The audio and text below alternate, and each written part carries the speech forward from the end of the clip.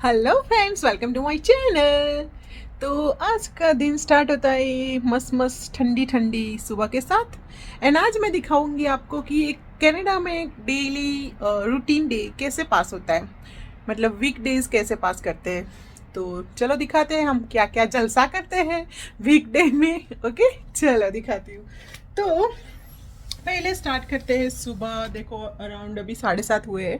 मैंने चाय बनाने को रखा है और बच्चों का स्कूल जाना है। 8 o'clock का उनका स्कूल का टाइम है, तो मुझे उन छोड़ने जाना है स्कूल में।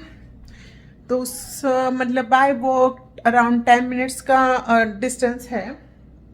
तो शायद वो अपने स्कूल वाले ब्लॉग में देखा होगा।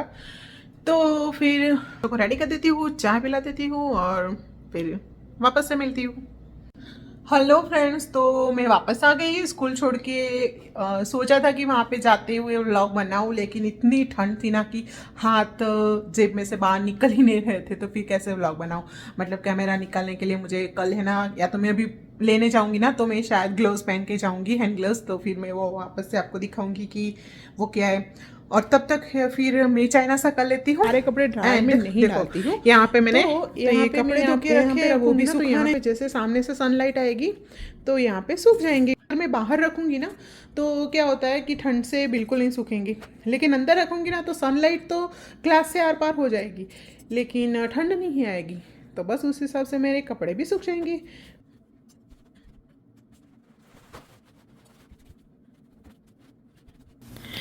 और आपको जिस स्पीड में मैं यहाँ पे काम करती दिख रही हूँ ना, उसी स्पीड में यहाँ पे ना मंडे टू फ्राइडे काम करना पड़ता है, मतलब ऐसी स्पीड में भागना पड़ता है। यहाँ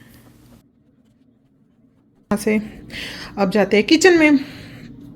तो फिर पहले बहुत सोचा कि क्या बनाऊँ क्या बनाऊँ क्या बनाऊँ, फिर सोचा कि छोले पूरी बनाती हूँ। तो चलो साथ में, मतलब पूरी प्रोसेस तो नहीं बताऊँगी आपको क्योंकि फिर लंबा ब्लॉग हो जाएगा, लेकिन आपको फिर बताती हूँ कि क्या क्या मैंने चीज़ें की है।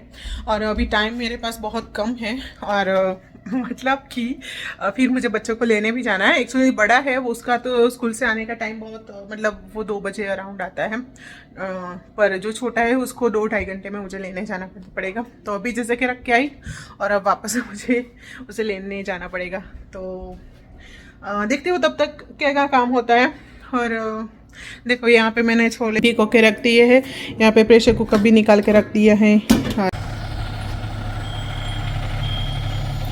तो ये क्या, मैं जैसे स्कूल में पहुँची तो वैसे ही यहाँ पे फायर अलार्म बज रहा था। आपको शायद धीरे धीरे आवाज़ आ रही होगी क्योंकि मैं बहुत दूर थी, लेकिन फिर भी आवाज़ आ रही है। और मुझे तो वैसे पास में जाना था लेने के लिए, लेकिन फिर ये जो प्रिंसिपल मैम है उन्होंने सबको बुलाया कि नहीं मतलब बाहर निकल जाइए।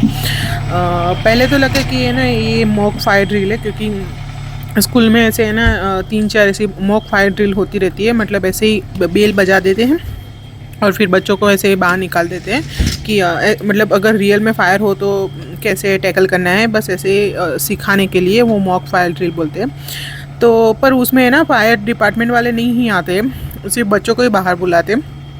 तो यहाँ पे तो फायर डिपार्टमेंट वाला आया था और फिर मैंने टीचर को भी पूछा तो बोला कि हाँ ये कोई प्लान ड्रिल नहीं है। तो फिर थोड़ा डर गए कि क्या हुआ है, लेकिन कोई स्मोक या ऐसा कुछ नहीं था, सिर्फ फायर की आवाज़ ही आ रही थी, जो फायर सायरन थी उसकी आवाज़ ही आ रही थी। तो वैसे सब बच्चे बाहर आ गए थे, तो वैसे कोई डरने की बात नहीं थी, लेकिन फिर भी मतलब जैसे हम पहुँचे और ऐसे ही सब ऐसे फायर डिपार्टमेंट वाले और सब देखा तो थोड़ा डर गए। और देखो यहाँ पे है ना सारे बच्चों को खड़े कर दिए, मतलब बच्चों के सामने उनके टीचर खड़े हैं और यहाँ पे जो लेने के लिए आए छोटे बच्चों के उनके पेरेंट्स खड़े हैं। और यहाँ पे हमने पूछा मैम को कि हम यहाँ से बच्चे को ले सकते हैं, तो उन्होंने मना किया कि नहीं है ना, इस सब ख़त्म होने के बाद क्लास में जाएंगे बच्चे और वहाँ से ही आपको पिक करना पड़ेगा। तो ये सब में हम बहुत, मुझे देर हो गई थी और फिर मुझे काम पे भी जाना था। तो फिर बस देखो अभी ये मेरा फटाफट भाग रही हूँ और अभी आगे का ब्लॉग कंटिन्यू नहीं कर पाऊँगी। तो आज के लिए इतना ही, बस छोटू सा ब्लॉग है, लेकिन शायद आप लोगों को मज़ा आया होगा।